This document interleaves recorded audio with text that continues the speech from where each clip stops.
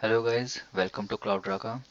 In previous video, we saw how to create a Java class and we saw its syntax as well and the content of Java classes. So today we will see what is variable and how to create variable, what's the significance of having a variable in your Java class and how to use it and how to call it as well. So to do that, let's see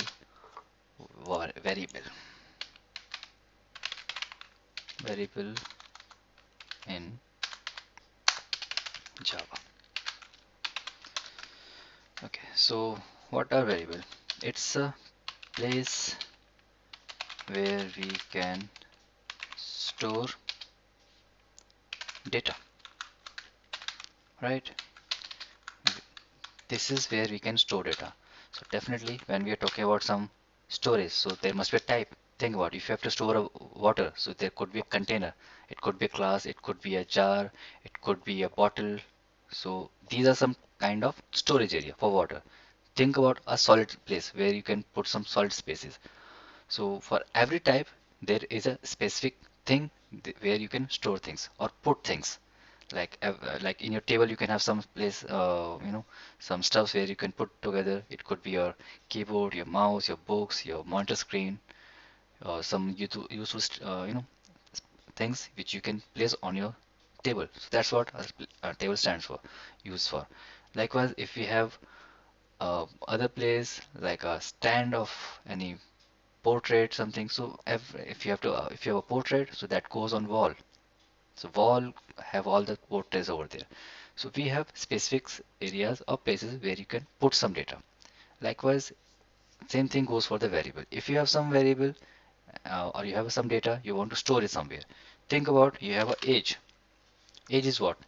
Age you can give in numeric values, like integer values. So we call this numeric or integers, right? Numeric or integers. So what happens here? You have to give in numbers, right? The ultimate goal is you have to give in numbers like 1, 2, 3 or something. Let's give 25. So age I can define in numbers. Next, let's say I want to store some name. Now, name goes in alphabets, right? So that goes in strings or characters. So that could be anything. Let's say Sam. So that's a name. It it shows that these are multiple characters or a string. If you combine all characters, that becomes a string. So these are some variables in Java. So how to declare variables? There must be some syntax. So let's see what is syntax for creating a variable. So it goes like again modifier, right? Modifier, then we call this data type, then variable name,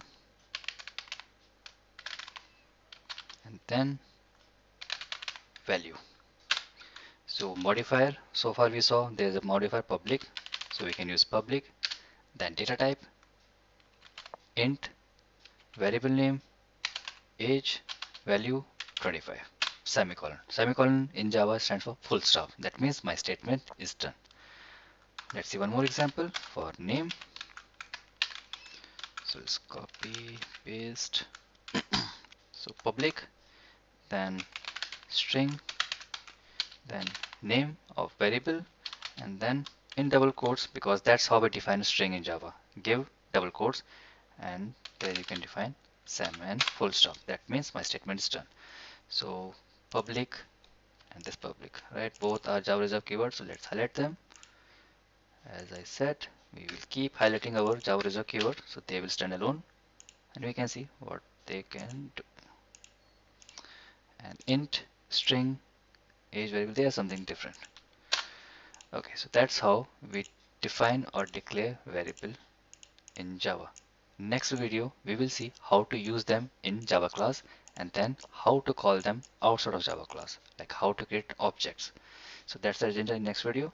So thanks for watching guys. Let's meet in next video. Bye bye.